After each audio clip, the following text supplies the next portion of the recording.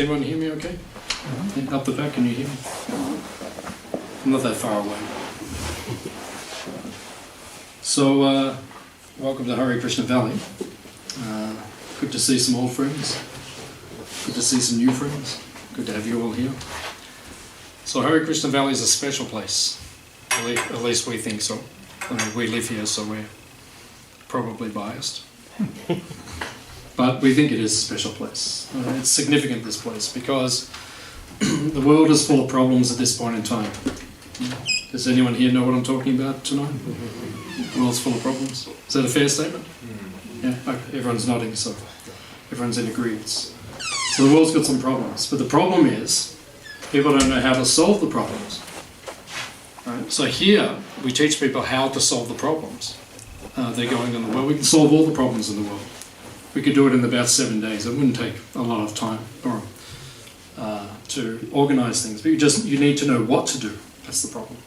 The problem is people don't know what to do. They're making decisions and trying to fix things, but we just see the problems are just kind of escalating. Things are getting worse as opposed to better. So what we do here is we teach people different elements or different tools or different things that you can do in your life to make it better, both individually and collectively. So one of the main things we do here is that we protect life. You see, as you came in on the road, there was all the different signs. Does anyone remember any of the signs? If you remember all 12, you get a free meal. Yeah. Wasn't one wisdom? Very good, very good. Okay, so you get a free dessert. This kid is awesome. What else is there? Generosity.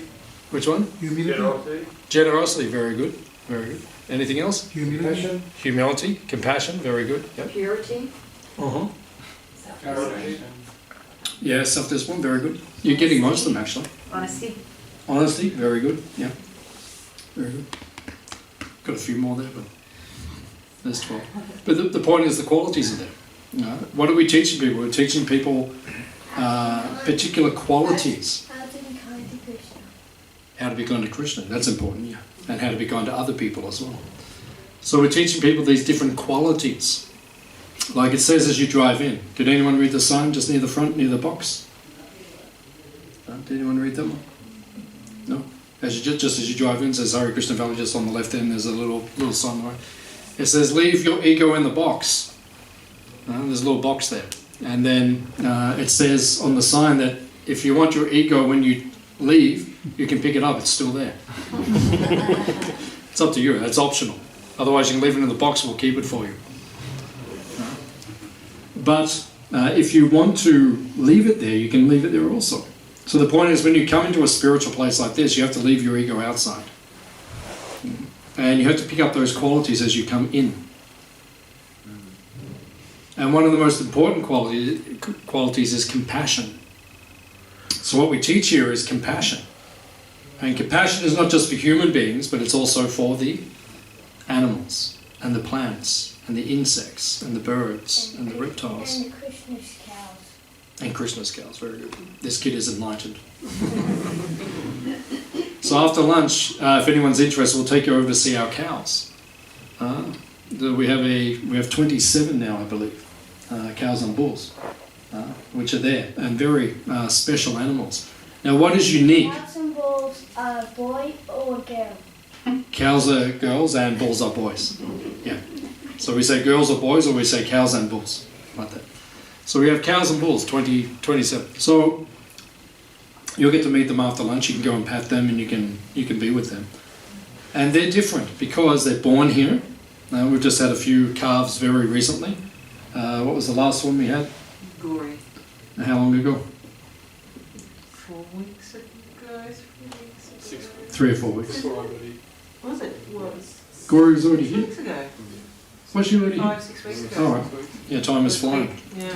When you're having fun, time is just flying. We don't even know what day it is anymore.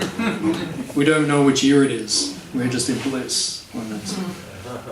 So, now that we're here in 1987, our cow was born 5, 6 weeks ago. I thought it was only 3 or 4 weeks ago. 5, 6 weeks ago. So that's, you'll see she's only a baby, a little calf. And then there's Pushpa, Padmavati, yeah, Pushpa's bigger, Padmavati, you know, they're all Gayatri, yeah, all beautiful, different size, like little calves we've had in the last, say, 4 or 5 months or so. So the point is that there is compassion.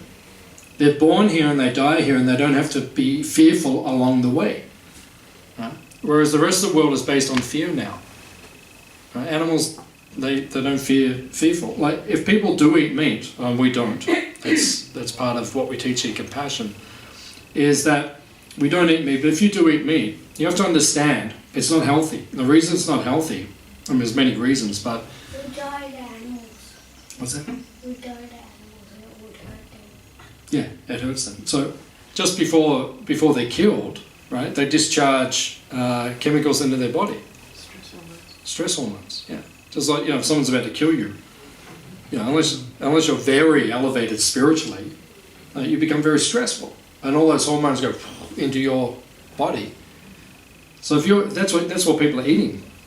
You know, you eat the flesh, but it's just full of all those negative hormones like that. It's not actually healthy for you. So what we teach people is that you don't need to live like that. And that is one of the biggest problems we have on the earth right now. And this whole pandemic we've got all over the world is because of that one reason. Because people were mucking around with the animals. Right? Just let them be.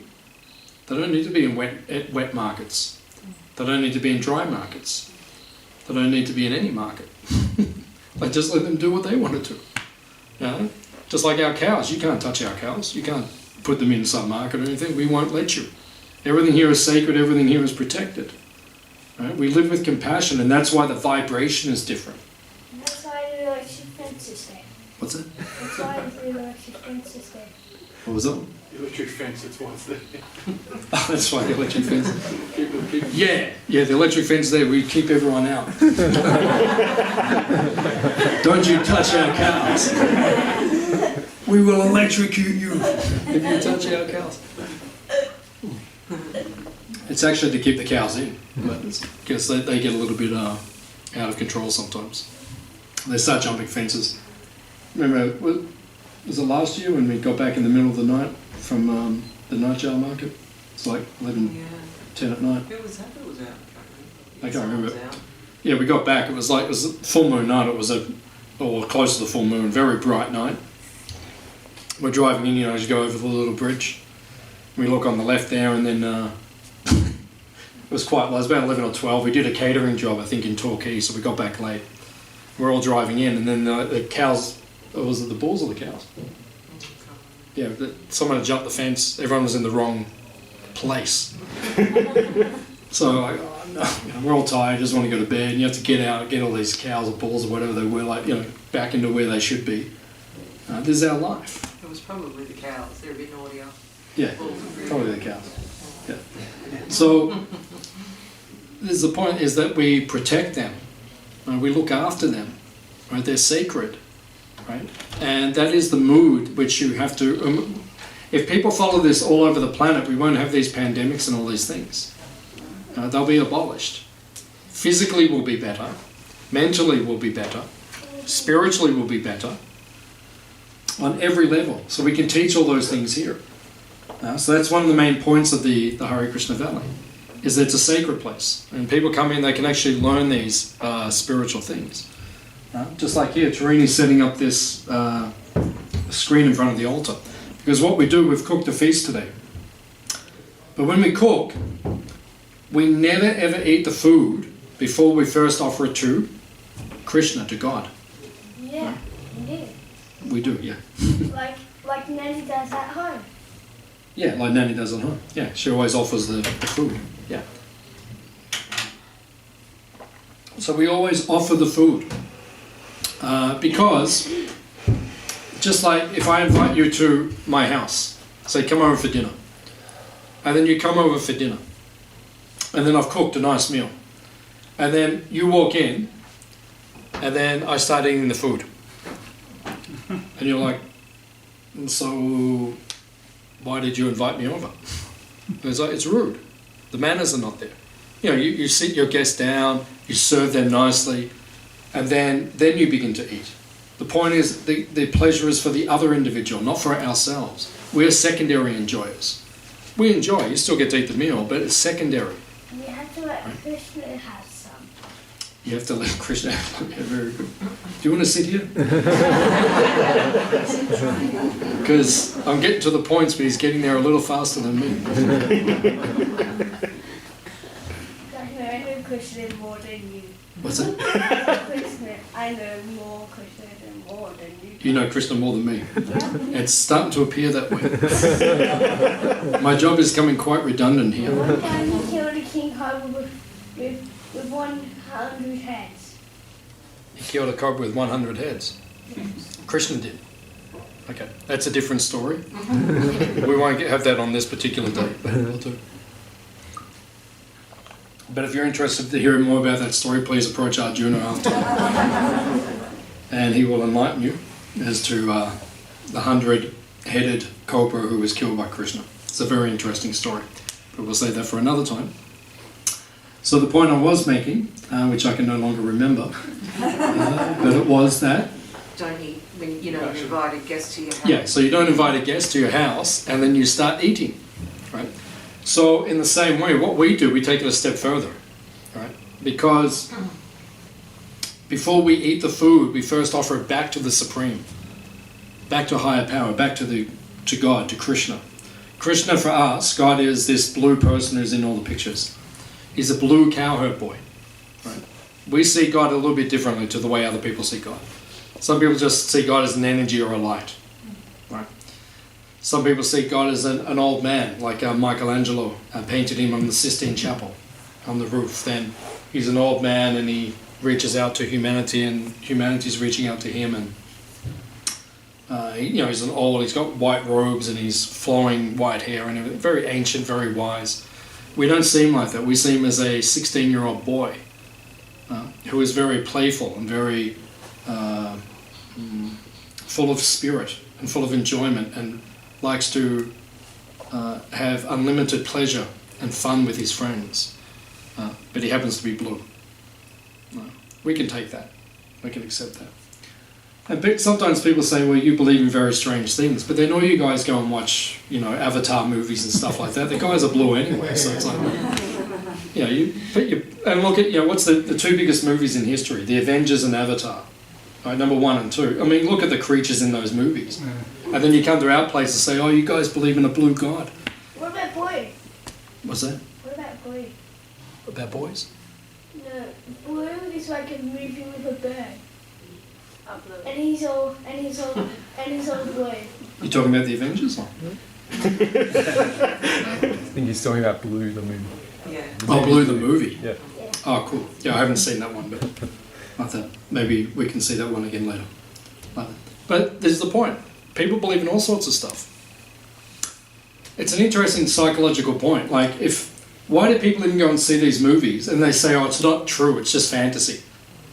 But deep within us, we know it is true. We know people can do extraordinary things. There are beings somewhere that can do extraordinary things. Maybe not here on Earth, but they must exist. Otherwise, why would we get so involved in those things, right? So the fact that, we believe in something a little bit different, which is extraordinary, it's not so extraordinary, actually. Pretty much everyone believes in that. It's psychologically natural to believe in extraordinary things. So Krishna, he teaches us that before you eat, first offer the food to me.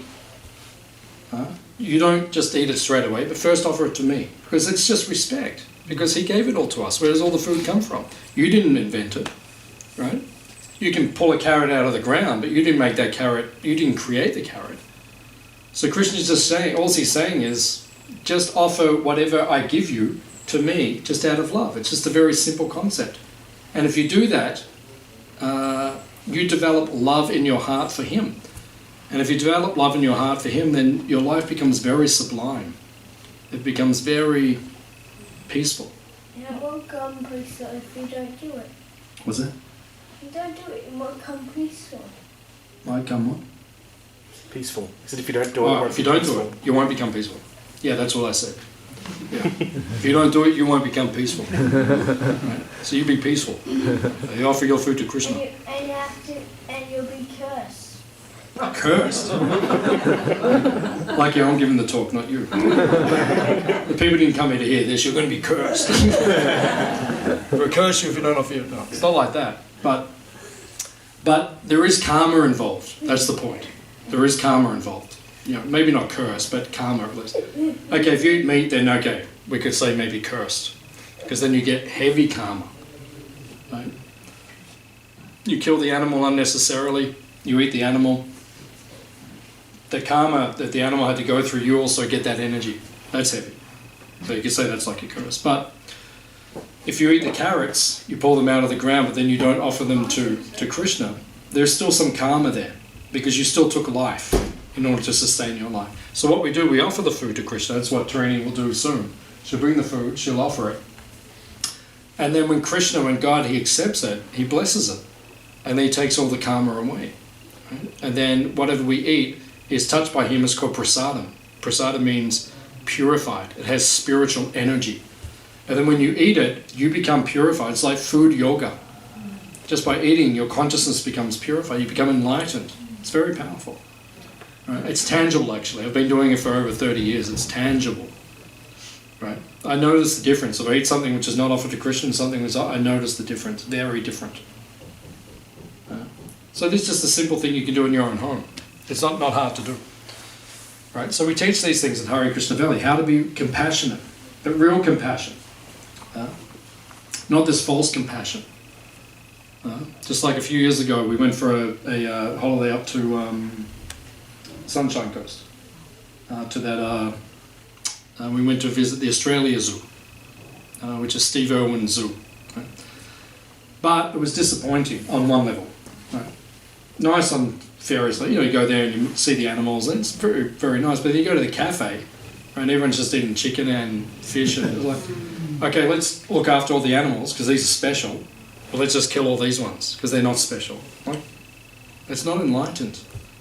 It's good on one level, but then on another level, it's very contradictory. We could go so far as to say society is schizophrenic. It kind of is. You go like these dual personalities. Oh, we'll be really nice to all these dudes, but we won't be nice to these people. Look after alligators, but not chickens. Love crocodiles, don't love chickens. Like, what is that? That's not enlightened. Enlightened means pandit samadarshana, means I see everyone equally. That's why another reason why Hare Krishna Valley is special. We see everyone equally. We don't discriminate. We don't care what you are. What are you anyway? Soul. Yeah, I mean, if you want to get deep, we're the soul. That's how we see it. We see the soul, right? Man, woman, that's external. Right? Indian, Australian, that's external. Right? You're gay, straight, that's all external.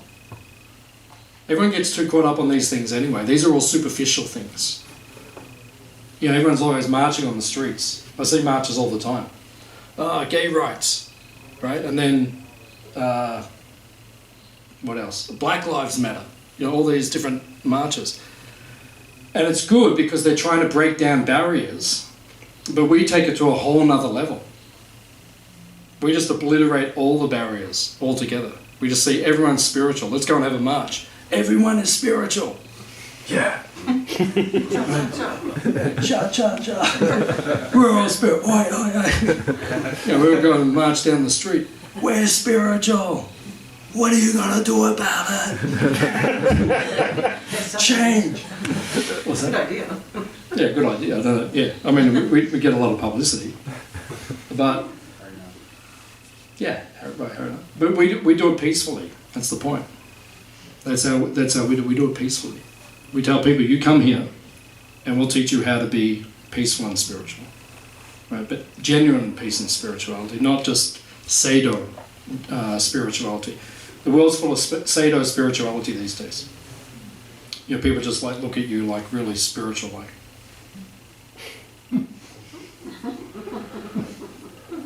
I was at a Mind Body Spirit Festival a few years ago, and this guy was on the other side of the hall, about 50 metres away, and he's just looking at me like, And I was looking at him like, So what do we do with this? Yeah, hey man, like we're all spiritual, man. It's like, yeah, okay, that's good. I mean, it's something, but it's not real spirituality. Real spirituality is how you live, right? Do you respect all life? Do you treat everyone equally, actually? Not that we all just like look at each other, really. You know, that's not it. No. So what we teach here is to be actually spiritual, to go on to a deeper level, right? So that's why we have, as you come in, we say to you, pick up compassion, pick up wisdom, right? Pick up self-discipline, right? Pick up generosity, right? And then what's the last quality? Tolerance. Tolerance. Pick up tolerance. People aren't very intolerant these days. That's a big problem in the world. People get upset about anything. I hear these things all the time. You hear people, oh, this one said this. And then people get upset about the most ridiculous things these days. No tolerance whatsoever, practically. Right? You have to learn to be tolerant. Right? Stop taking it all so seriously. Right? It's all temporary and false here anyway. Right? We're meant to get onto the enlightened platform, to go onto the spiritual platform, which is far beyond this world. Right? In the Bhagavad Gita, have you heard of the Bhagavad Gita? Some of you haven't heard. This is our main book. Right? So it's kind of like our Bible. In India, there's like the book on the classic yoga text of how to go become fully spiritual, how to become fully enlightened. It's said to be spoken by God himself, Krishna himself. It's in the bookshop. So we have a bookshop just behind here. So if you want a copy, just go in there and we can hook you up. Right? Something very high and very spiritual. So it says in there, in the ancient teachings. What was the point I was making? I don't know that one. Tolerance? Couldn't help you on that. Being spiritual. Being spiritual, yeah. Tolerance. Yeah. This book tells you to be spiritual. So be spiritual. I actually just lost the thread. I was speaking about tolerance. You lost a little helper. Was that? That's a little helper, yeah. Yeah, when he walked out of the room, I felt like something left me. Because I lost my guru or something like that. But I'll go back to tolerance, and then I'll see if the point resurfaces again. But we need to develop genuine tolerance, right? Not this superficial tolerance. And that's what the Bhagavad Gita actually teaches us, to be tolerant on the real platform, right? Where we don't become disturbed by the superficial temporary things which take place in this world again and again and again. That's right, now I remember the point. Okay. So, there are two worlds. The Bhagavad Gita teaches there are two worlds in creation. One is called, in Sanskrit, in the ancient language, it's called Paraprakriti, which means superior energy. And the second one is called Aparaprakriti, which means the inferior energy. So guess which one we're in right now? Inferior. Yeah, very good. We're in the inferior. Why are we in the inferior? What's the difference between the superior and the inferior? Right? Positive and negative. We're learning. Yeah, down here we're learning. Up there everyone's enlightened. That's The true. level of consciousness. Yeah, very good. The level of consciousness. Everyone up there is enlightened. They're pure. Right? But down here people are confused. Right? There's no COVID up there. Big difference. Very big difference. No COVID up there. It says up there is no birth. Everyone, you don't get born. Once you get back, that's it. It's just perpetual. Right? It's eternal. Right? Krishna's there, God's there, and you see in those pictures, everyone's dancing with him and playing with cows, feeding peacocks. That's what you do up there. It's just pleasure. And you don't have to work. Imagine not going to work ever again. That's what it's like. There's no work up there. Everything's free. All the food is free. Right? You don't have to work. Right? It's all just taken care of. Right? That's the nature of that world. Right? So there's no birth. There's no death. Right? If you remove death, you remove one of the biggest problems in life. Right? Hands up if you're looking forward to dying. Generally not. Generally. Yeah, sometimes people do. Actually, actually that wouldn't be so bad. Right? But generally we don't enjoy death. Why? Because it's artificial. It's an imposition. It's not natural. Dying is not natural. That's why people are not into it. Right? Especially in the West. Like people, like in the East, they're more enlightened, they're more accepting of it. But in the West, people actually fear it.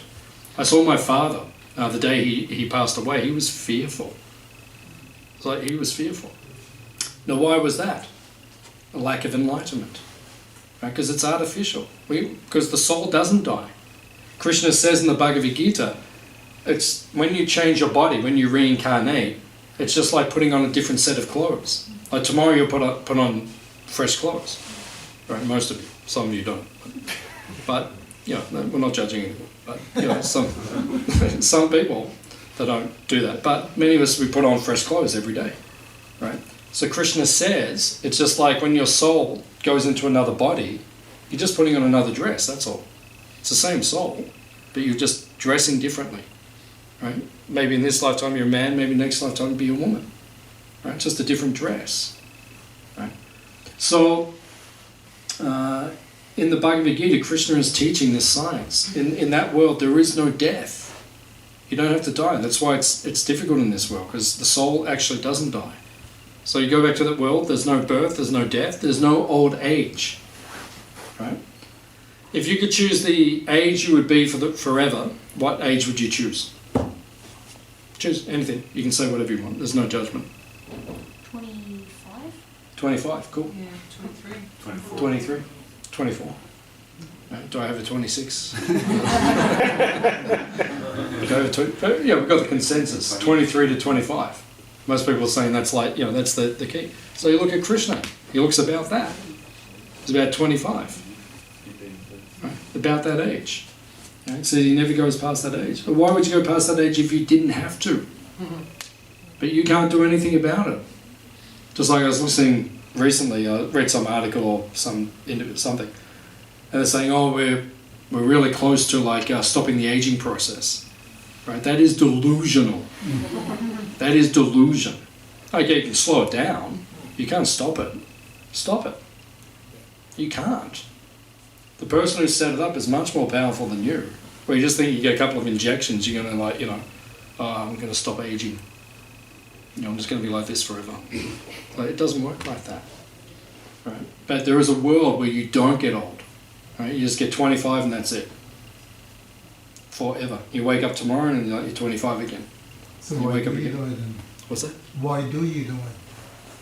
Why do you die? In this world. Because you have a material body. Because your body's material. Your soul is trapped. At the moment, our soul is trapped in a material body. Why do we die? Because the body's material decomposes. Matter decomposes, spirit does not decompose. That's why we die. You don't die, but your body will deteriorate, that's all. So in that world, there is no birth, there's no death, there's no old age, and there's no disease. Right? That's a good deal. So you can make your choice today. You want to go back there? We can show you how. This is like spiritual Amway. Spiritual what? Amway? Not everyone knows Amway, right? And then another example. Anyone? No, but Amway, they used to have that slogan, you know, something, I'll show you how. Like that. I think it was Amway, maybe it was someone else, I can't remember. I'll show you how. Like, oh yeah, that's right, it was one of the health lines. Lose weight now, I'll show you how. That's like their slogan, right? So, overcome birth and death now, we'll show you how. We can show you actually how to do these things. Right? It's the way we live here. It's developing your consciousness, becoming reconnected to Krishna, to God. It's becoming spiritual in the way that you actually live. And you can do that anywhere. You don't have to live here to do that. This is just like an education training center. You come here, you learn, and then you go back and you can apply it in your own place. Right? But if you do apply it, you will get the result. And if you don't get the result, we give your money back. Simple. Simple. If it doesn't work, no problem. But if it does work, you'll get something far beyond what you could imagine. Far beyond what you could imagine. So this is a very powerful process. Now the other part which is very powerful is the chanting, which we were doing just before. So I don't know if any of you felt something when I chanted. You know, I felt something. I've been doing it now for many years, so I feel something when I do it. Now, the chanting is made up of names of Krishna himself, God himself. So when we're doing the chanting, it says the sound vibration is spiritual. And when you're chanting a spiritual sound, it affects your consciousness. Actually, your consciousness is most affected by sound. Sound has the biggest effect on your consciousness out of anything in this world. Right? Why did you come here today? Because of sound. Right? You either, when you read something, that's sound. Right? It might be silent, but it's sound. Or someone told you, like someone told me, oh, my friend. I think you said your friend told you about this place. Yeah, so it's sound. Right? So everything we do, all the choices we make in our life, that is sound. Right? People say to us, oh, why don't you go there? It's really cool. Right? Or why don't you try this? Or why don't you read that book? Or why don't you try that food? Or it's all sound. That's what shapes our consciousness. So that Hare Krishna chanting, it spiritualizes the consciousness. It makes you pure within your heart. It gets rid of all the material things in the heart. Hands up if you'd like to get rid of all your material desires in your heart. Okay, about a third of the audience. The rest of them are like, no, I'm holding on, man. No, I'm not giving up my material desires. No, I'm keeping it. But if you do, then by doing the chanting, you will feel that. You'll feel purified in consciousness. Right? And your consciousness will become elevated. So it's a choice. You know, we don't force anyone to do anything. We just say, this is what we do. We teach. We guide people. And then we say, now you do whatever you want. Right? That's what Krishna does in the Bhagavad Gita. At the very end of the Bhagavad Gita, he says, now you've heard it all, make your own choice. Right? That's what we do. Just like some of our good friends who have come here, like Jake. You've been here for about a month. Yeah, today's a month, like that. So he's been staying with us for a month. So, did we ever force you? Anything? Tell you had to do it? Well, speak to Marnie. Yeah, we're picking the potatoes or something. Say, yeah, you pick those potatoes, boy. I just say, get on your knees. You do it. But when it comes to our spirituality, we don't force. Because there's no point. You know, we're not going to convert people. Right? We don't want to go and force you. Oh yeah, you've got to do this. This is the way, the truth, and the light. No one comes to the Father except through this. You know, that doesn't mean anything. Right? We just want to do it based on knowledge. Okay, it does work because we're doing it. Right? And we just say to people, if you try it, it could work for you as well. And if it doesn't work, you didn't lose anything. Just like, you know, if Jake goes away today, I think he'll go away after about a month, and I think he will apply many of the things which he learned here. Is that? Definitely. Yeah, so definitely, he'll do that. But that's his choice. Right? So if you come here and you learn something, if you like it, you apply it. If you don't like it, then that's no problem as well. At least you got a good meal. You know, like, you know, some people will go away today and they'll probably say, like, you know, that stuff that guy was saying was just really weird, but their food is amazing. That's cool. I don't get it. That's cool. I've heard that before. But that, you know, yeah, you say whatever you want, man, as long as you feed us, I don't care what you say. So that's up to people. But the point we make is this place is special. We believe that. We believe this place is special. And we're here to try to enlighten the world because the world needs saving right now. Right? And so the world's on the edge right now. And it's going to tip. Like that. So we're trying to say, hey, just change. If we change, we can actually rectify everything really quickly. But people are a little stubborn. Greater societies are a little stubborn, obviously. I'm just going to stop here for the moment. And we're just going to ask if anyone has any questions or any comments which you'd like to ask. About what we've been discussing or about anything, about life, the universe, anything. So if you have anything you would like to ask, you can ask. A few people said before they had some questions. If anyone has, you can. I'll take one more question. Yes. Has anyone been elevated to that second world? Yeah. The other world, usually in the West we call it heaven. We call it Goloka. Do you know what Goloka means? Yeah. Goloka is a Sanskrit word. It's what the ancient teachings in India, that's what they're written in. Goloka literally means place where the cows live. So, hands up if you like cows. Okay, I hope you do, because when you get back, there, it's full of them.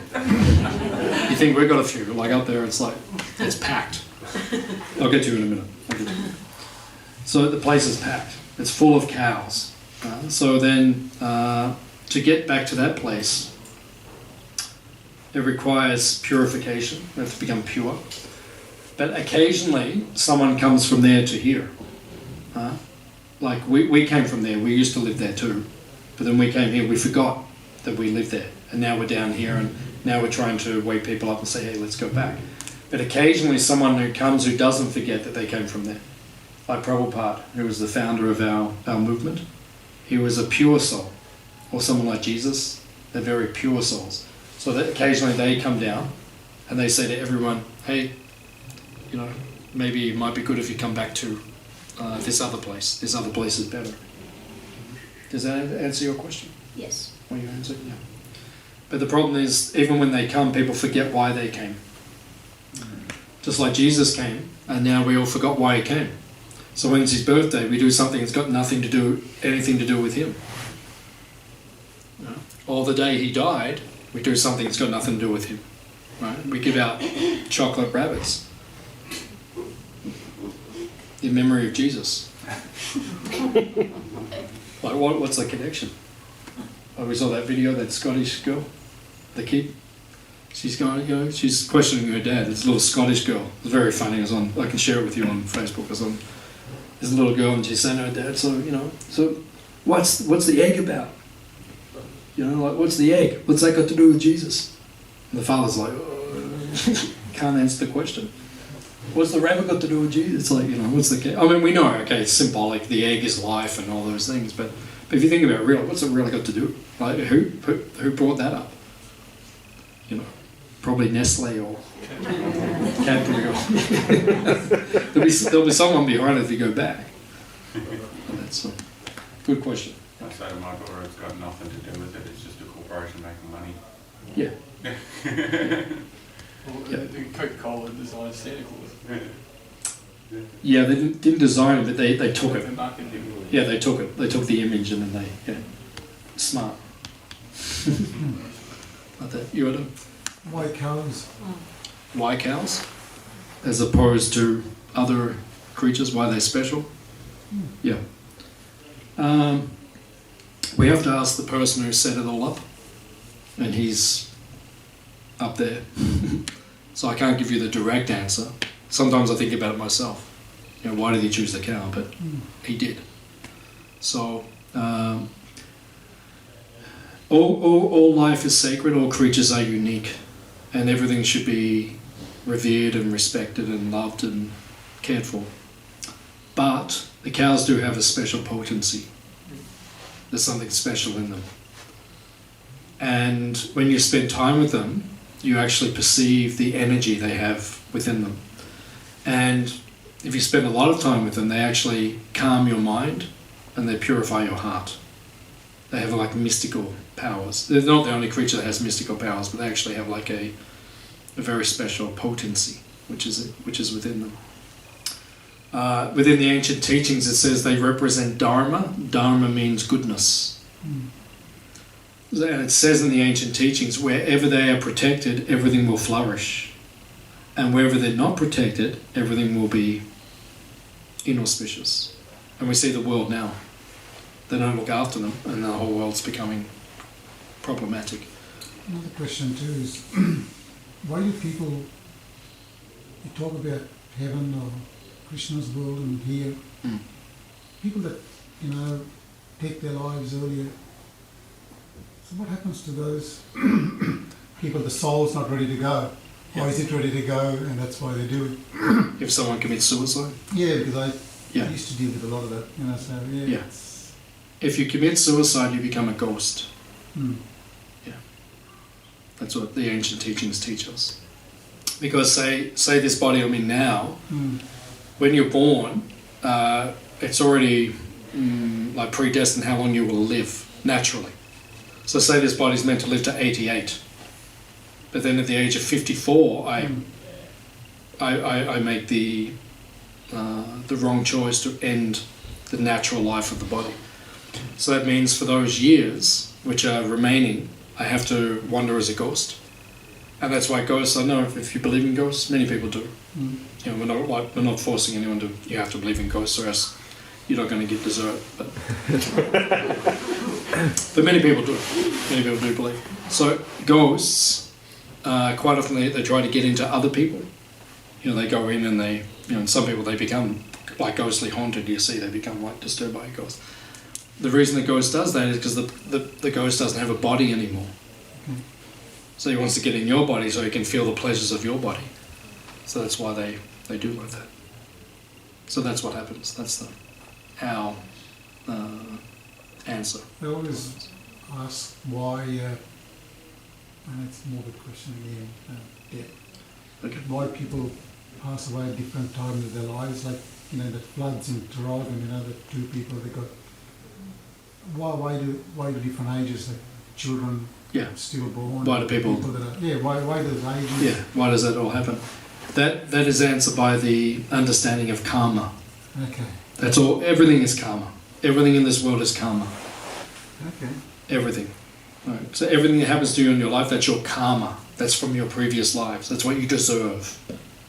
So if you die unnaturally or untimely, that was destined to happen. That was not. It's out of control because we can't control. What do we actually control? Really? Like, you know, you remember 9/11. So imagine just sitting there and you're in your office building on the 88th floor and you look out and you see a plane coming like, what are you going to do about that? Right? It happens to all of us every day. There's just things that happen in our life which we have no control of. That's karma.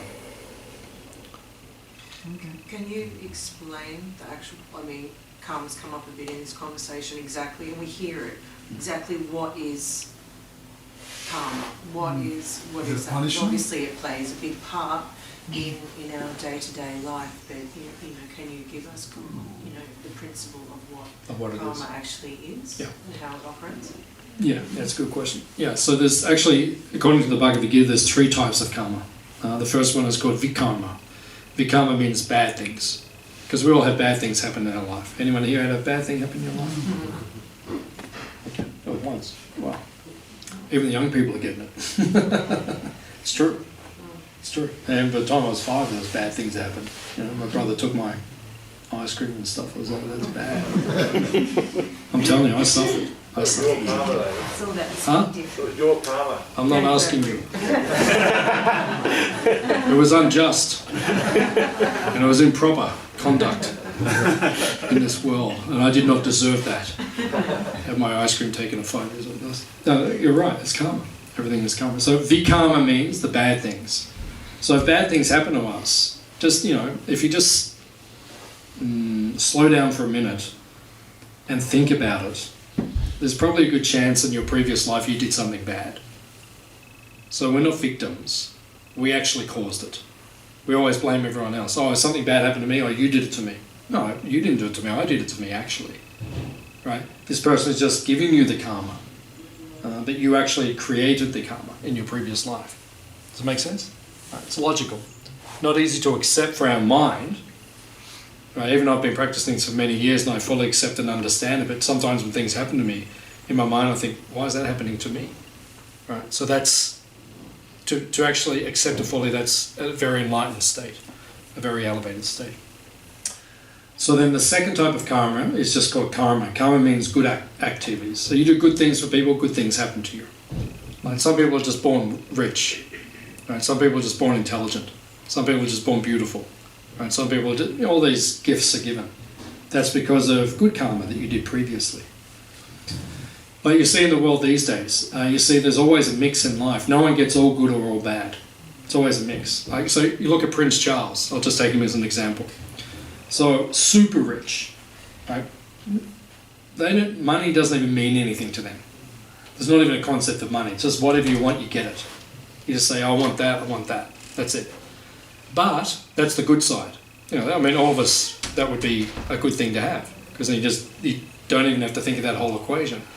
But look at, like, in terms of his love life, right? Never been happy, couldn't marry the person he wanted to marry, right? Finally did marry the person he wanted to marry, like 30, 40, 50 years later, and then even that was problematic. It's like, you know, so there's all these mixtures of karma. No one gets just a straight good or bad.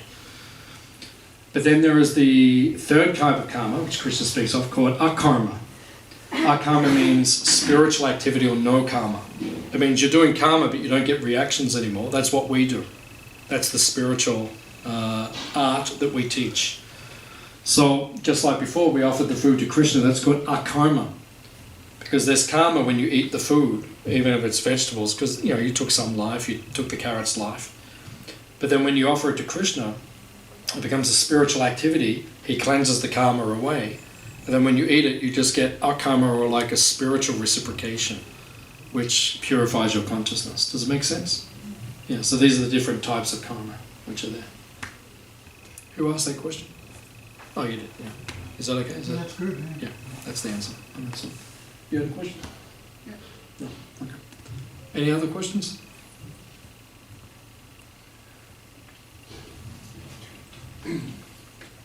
Yes, sir. I'll take this, sir, and then... I'm interested in connection to a question that you asked earlier around, and then your answer was around ghosts. That's that situation. And I'm just wondering if the teachings of the tradition talks about whether time is a factor after death, before rebirth, and that window of space where we leave our body and accept a new one, if there's a period of ghost time there, or for people and other things, and what is the sense of time in that space? In that sense, yeah, it's a good question. The ghost element is already finished up. So like when that time, when you naturally would have passed away, say 88 for example, when you get to 88 years in your ghost body, then you start moving to your next body. No, I understand what you're saying. I'm just clarifying. Okay. And then there's that gap period, so in between the two bodies. Yeah. So I'll be a little technical, and especially for you, because you'll understand the answer. If some people find this a little far out, that's okay, because you watch the Avengers and stuff anyway. So it's just our interpretation. So if it's a little far out, then it is. But our understanding is, in this universe, like if you look at it at night, we're in a big universe, which is actually in our teaching says the actual size of it's about 311 trillion miles times 8. So it's a big space. So there's many planets we see at night, many stars, and in our teachings, all the stars are civilized and populated. In the modern teachings, they're all just chunks of ice. And we're the ones that have somehow got it all right by evolution. We don't believe that. We're creationists, so we believe they're all populated and civilized, actually. Now, when you die, in this plane, you leave one body and you go to the other body instantaneously. So it's like that. It's just like a moment. But, now I'm going to go technical. In that moment here, there are other places in the universe where you could be transported to, and you could actually spend a lot of time in that place, particularly if you've been a very bad person. There's a place called Yamaloka, which in the modern teachings it's called Pluto, the planet we call Pluto. So that's a particular planet where you go to if you've been a very bad person, and there's a group there that take care of you. And by taking care of you, I mean they take care of you. You've been bad, they really work you over. So you might go there for quite a long time, and they give you a really good... And then when you're finished, then they say, "You finished?" And then you say, "Yeah, I'll be good." And they say, "Okay," boom, then they put you back. But down here, that's just like moment to moment. So there's the point I'm making is there's different places in the universe where time acts differently. Right? it's not as simple as what we may perceive. Mm. We're very simple. We don't really know much. Like Prabhupada, our guru, someone asked him a question one time. He said, "What would you know? You're still in the womb of your mother." In other words, what do we really know? We don't know much about what's actually going on around us, really. We're just worried about, what's coming out on Netflix next week. Thank you for that answer. You're welcome. Because it came out of there's some traditions that talk about people who have passed over being in space and having influence on our time here, and that resonates. Your answer resonates more with me in terms of the immediacy of transference and the transmigration process. Yeah. Like I was speaking earlier about Sado spirituality. Yeah. Sado spirituality means you kind of make stuff up as you go. So there's this whole thing that there's people that we know who have passed away who are kind of sitting up somewhere watching over us, and they kind of do things for us and stuff like that. It's a little sentimental to think like that. It's a nice thought and it comforts us, but whether or not it's actually true, it's a little sentimental. That's all. It's not described in the ancient teachings to be like that. So thank you for asking your question. Thank you for making the pilgrimage from Ballarat, that holy city, northeast of where we sit. So, any other questions? Did you have something? Yeah, it was just another sort of general one. You mentioned before about leaving our ego at the front gate, and I was just wondering if you could actually, explain to us, like we hear about that, do we truly understand what's the ego, or what's the ego according to these teachings? What is the ego according, actually? Yeah, it's a good question. I knew I married you for a reason. Such good questions. So this, what is the ego? So we have to understand there are two bodies. Well, there's actually three bodies, but I'm trying to simplify everything. There's this body, the gross body, right? In the Bhagavad Gita, it says this body is made of 5 main elements: earth, water, fire, air, and space. That's the basic, what this body is made of. We can get more technical, but basically that's what it is. Earth means something solid, because our body is solid. Water, our body is about 78% liquid. You just put a hole in it and it just starts coming out. Fire, you can see my hands are red, there's heat in there, the body has heat. The fire of digestion, it's heat. Right? Air is all the stuff that moves everything around in the body. The body's full of airs which move around. And space, there's space in the body. It's actually an element. We kind of say space is nothing, but it's actually an element, but it's very subtle. So there's that body, which we have, but then underneath there's another body, which is called the subtle body. And that body is made of mind, intelligence, and ego. And when someone kills this body prematurely, as we discussed before, and becomes a ghost, it's that subtle body of the mind, intelligence, and ego, which then carries your soul around. And that's why sometimes people see ghosts, and they look like the actual person, because it's that subtle body, which is there. So the mind has different functions. Two of the mind's functions is accepting and rejecting, which is called raga dvesha in Sanskrit. So what does that mind do all day? I like this, but I don't like that. I like this person, but I don't like this person. I like this person today, but I don't like them tomorrow. This is like personal. That's relatable. Not talking to anyone in particular. I'm just being zen. But we all have that experience, right?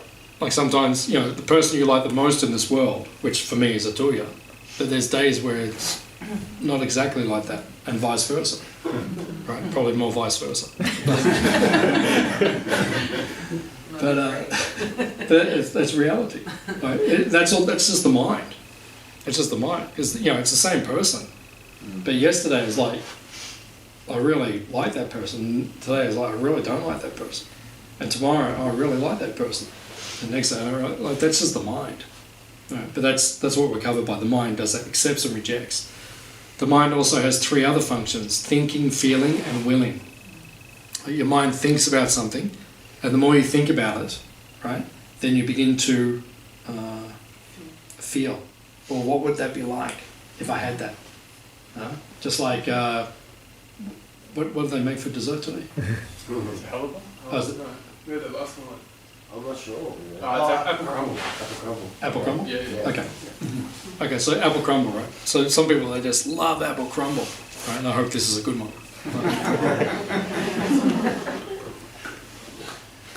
So, apple crumble, some people just love it. So you're meditating on apple crumble, you think of it, and then you begin to feel, oh.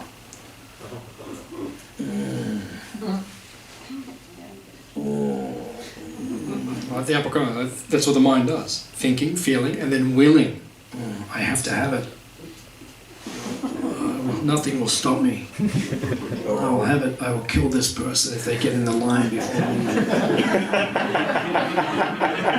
And sometimes, like, you're in the line at the Hare Krishna feast and you're coming down and you can see like there's only that much left. And there's three people in front of you. And then you think, will Krishna mind if I killed one of these people? Or if I pushed them out of the way? Or if I told them that their car's on fire? Don't get in his way. Like that. So, that's our mind. The mind feels things. Thinking, feeling, willing. That's what the mind does. So you have to learn to control the mind. Because if you don't control the mind, right, then it takes over. And that's why people do crazy things. They get to the point of feeling and then willing, and then if you're not willing the right thing, you do something really crazy. I think all of us have done something we regretted later. Anyone? Yeah, Bueller? Anyone? Like that. So, we all do. Later on we thought, why did I do that? Because you didn't have control of your mind. That's why. Right. So then, higher than the mind is the intelligence. What does the intelligence do? It discriminates. Because the mind says, okay, there's a tray of apple crumble. I'm going to eat 75% of it right now. And the tray's that big. I remember eating 4 litres of ice cream one time. One hit. Right? Hare Krishna ice cream, not like that. Like this stuff was like homemade. I was like, this is next level. And I had 4 litres. I had about 23 or 24 or something. I remember doing the whole 4 litres. And that was just the mind. Because the intelligence was saying the whole time, I think that's enough. I think we've had enough. And the next day I had to get on the bus and drive to Byron Bay. And I laid down the whole time. For the first day, I couldn't even, I was just like in a coma, just going. All the other Hare Krishnas around me saying, like, what's wrong? And I said, I just had some ice cream yesterday. I was like, But my intelligence was saying the whole time, I think that's enough, I think that's enough. But, my mind just was out of control. So I did the whole thing. So the intelligence is meant to discriminate. And where does intelligence become strong? This is answered in the Bhagavad Gita. It says when you read books like this, your intelligence becomes strong, and then you can control the mind. That's why it's important to read spiritual books like that. And then the next element, there's the mind, the intelligence, and then the ego. Now, what is the ego? The ego is identity. We all have an ego. Ego means who we think we are, our identity. Now the problem is the ego which is spoken of in the Bhagavad Gita, which is the one we're covered by now, is what we call the false ego. So in other words, who you think you are is not who you actually are. In other words, as we said in the beginning, we're the soul.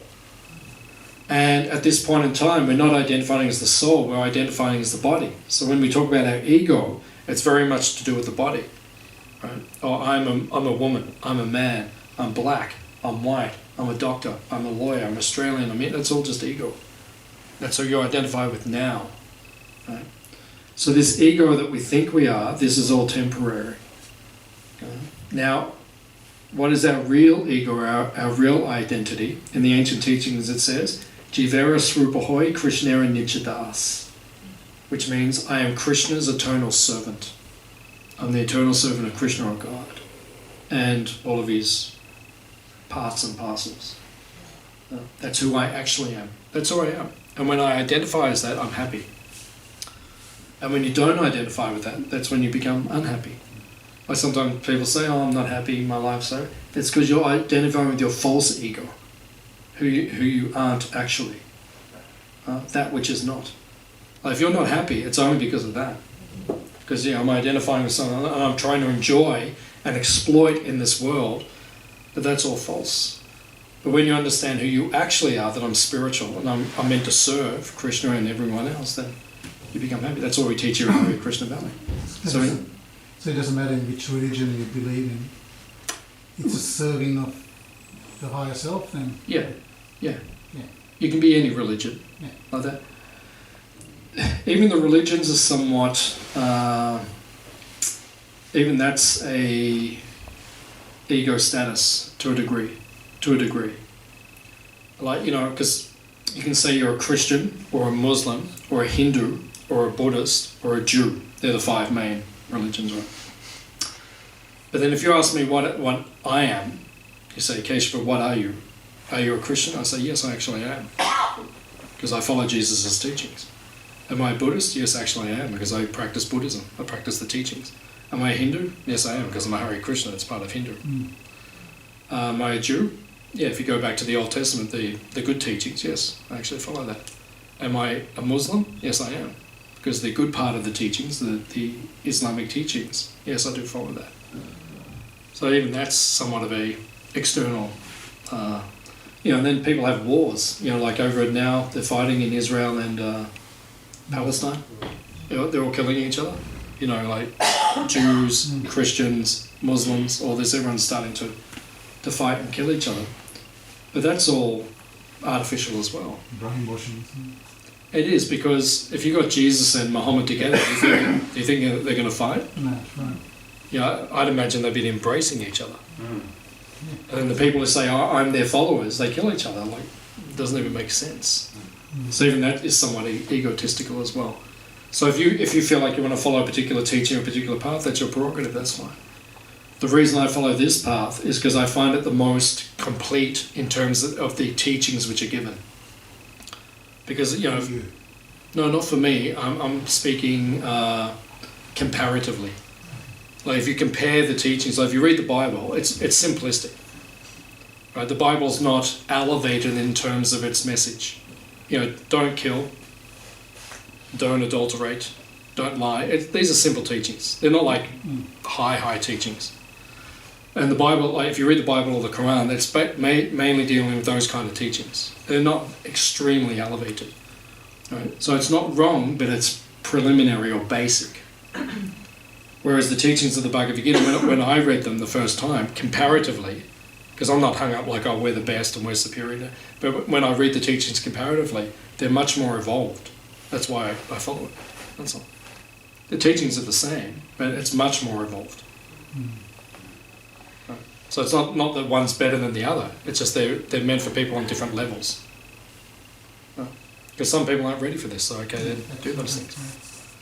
But then if you're ready for elevated things, then we can teach you those things. These teachings have a lot more a description of who the personality of God is and what heaven or which other teachings don't have. Yeah, it's a good point, because like in the Bible it talks about the kingdom of God, but there's no information. Just like my guru, he met the cardinal of the Philippines. This is in the 80s. So he's like the Catholic cardinal, very high position, and Philippines is a Catholic country, so it's like this person was very elevated in the church. His name was Cardinal Sin. Just strange. But anyway, no judgment, I don't know anything about him, but it's just interesting name. Anyway, he met my guru, and my guru said to him, what does God do in the kingdom of God? Like, what does he do in heaven? And the cardinal thought about it, and then he said, he sits on a throne. That's not a bad answer. But then my guru said, does he ever get off the throne? And the cardinal thought, and he said, we do not know, but I would imagine. Whereas if you read our books, we'll tell you everything he does. Like, he's dancing. He doesn't sit on the throne all day. Like, he's dancing. He's feeding peacocks, he's feeding cows, he's playing his flute. We can tell you what he does from when he gets up to when he goes to bed. We can tell you 24 hours what he does, because it's in our teachings. But not everyone's ready for that yet. First you've got to get your head around the fact that he's blue. If you can accept that, then now we'll teach you all the other stuff. Why is he blue? Why is he blue? Not today. Yeah, there's a little bit of blue over there. When the sky's blue, everyone's happy. That colour is like the colour of happiness and bliss, that blue sky colour. Right? Psychologically, it affects everyone. You see, in a place like Melbourne, because I spent many years in Melbourne on the streets selling Hare Krishna books. And the days when the sky was blue, people are very different to the days when it's overcast, very different. So he's that colour because he's bliss. He's happy, which to me makes sense. And if he wants to be that colour, I'm cool with it.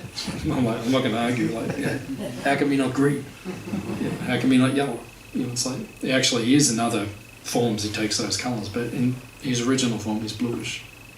He's blissful, basically. He's happy. He's a happy dude. Krishna's a happy guy. That's why we're into him, because he's happy. Any other questions?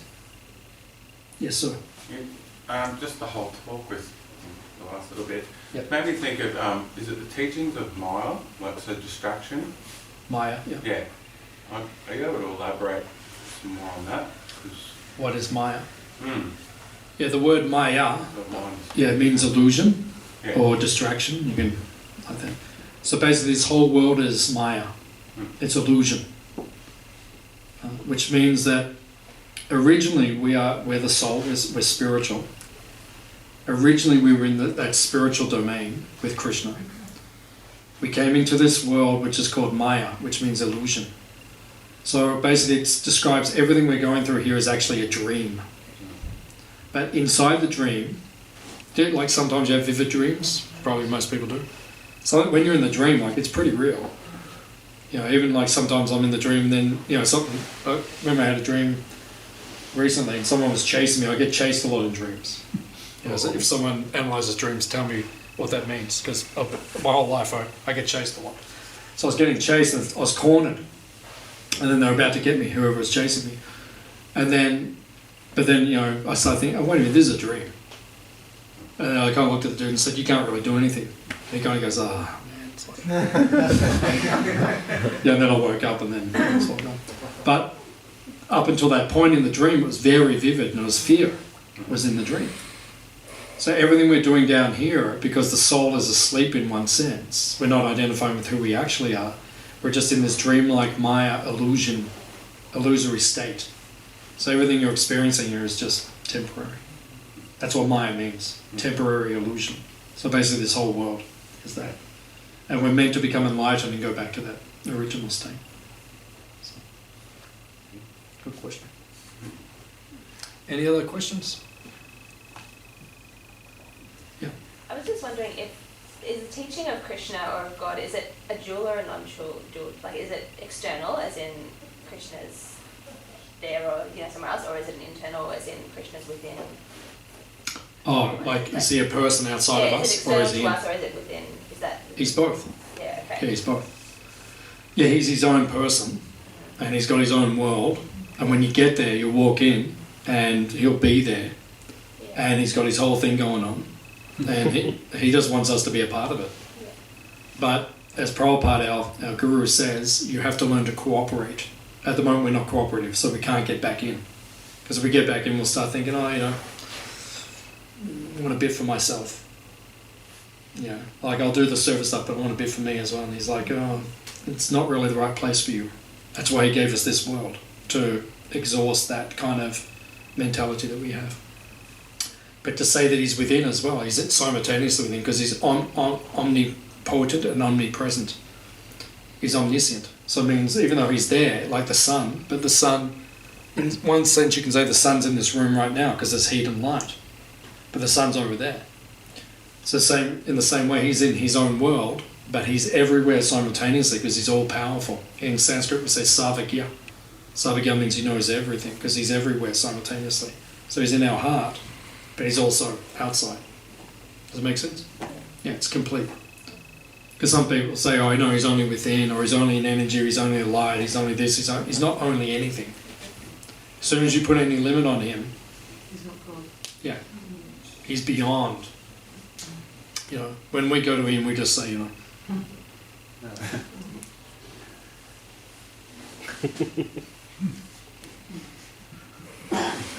because you know, as soon as I start putting judgments or limitations on him, it interferes with the relationship, and we can never understand it. Because I mean, how can you be everywhere? How can you be everywhere? How can you? How can he be in you and me simultaneously? Who can do that? But he does that. Like, it's beyond belief. It's beyond imagination. It's beyond perception or comprehension that anything is that powerful. But he is. So when we go with him, we just, you know, we say, listen, we know that you're pretty special. We know that you're super. Just what do you want me to do? That's really the question. You know, all the other stuff, we're just like, you know, I know you can do some pretty far out stuff, but I just want to serve you, basically. That's the message. So you strive to get the right vibration. Yeah, well, the right vibration is devotion. Or in our tradition, we call it bhakti. Bhakti means devotion or love. That's the right vibration, where we will serve him selflessly. And when you serve him selflessly, you serve other people selflessly as well. That's the right vibration. Any other questions? If there is time, could you talk of faith? Of what faith is and how it operates once or something? Or because sometimes it's steady and sometimes it's unsteady, and I'm just wondering what's happening there. Yeah, okay. Yeah, it's a very good question. If you have time. Yeah, I'll give a little. Yeah, a short. Faith is the nature of the soul. Faith is the foundation of life. Right? Why are you all sitting here peacefully? Because you have faith. I'm not going to get up and grab a knife and run around and go, ah. You all got that faith, right? That's faith. Otherwise you wouldn't sit in this room. Right? So all of us have faith. That's the foundation of existence. So the original faith, which is in our soul, is to God or to Krishna. Now, the sad thing in this day and age, this modern era, is people are losing that faith or have lost that faith. People really don't trust that divine person for many, many reasons. And they don't trust those who represent him, which is a big problem. You know, now they're losing faith in all the people. On the last census in Australia, religion, when they did the census for all the people who live in Australia, people who consider themselves religious, that's gone down.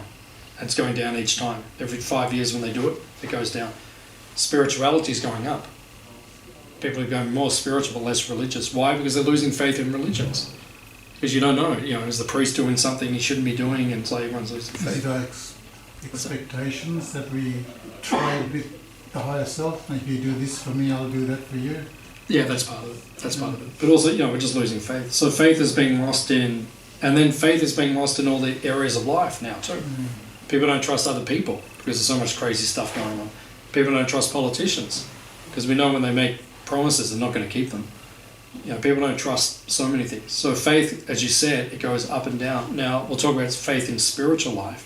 Why does that go up and down? That goes up and down because of our application to our process or our discipline. So when you're not applying yourself properly, yes, your faith will waver. I'm speaking my individual path. My faith is increasing, like year by year. The more I do this, why? Because I'm trying to apply the teachings as I'm being instructed. So if you apply them as you're being instructed correctly, actually your faith increases. The more I do this, the more I think, this is the right thing to be doing. So my faith is going up as time goes by. So if you're finding like a crisis of faith, or if you're finding faith fluctuating in your spiritual practices, it means you have to apply yourself more firmly, or put more discipline in. Is that okay? Yeah. I mean, I could speak a lot more, but time is Thank you. running out. Any other questions? Anyone? Okay. Thank you all very much. Lunch is ready. Is anyone hungry? Oh yeah. Okay. There's 2 people, so three. So those 3 people, please go out and get some lunch. I've got a free magazine here, so anyone who's here for the first time, if you want to read more about us, then that's a free magazine. If you want to buy the books, they're in the shop. You can go there. We've got a shop in the back. If you haven't been there, you can go there. We're going to have lunch just go out, turn right. We're going to serve outside. And then if you feel cold, we've got a dining room which is next door. So if you feel cold, you can go and eat inside in there. Or there's benches all around and seats all around, so you can sit outside as well. At about 3 o'clock, which is about an hour from now, we'll go and visit the sacred cows. So if you'd like to come and visit the sacred cows, then please sacredly meet us outside the sacred kitchen in 1 sacred hour from now, and then we'll go and visit the sacred cows. Is that okay? See you soon. Thank you. Please come again.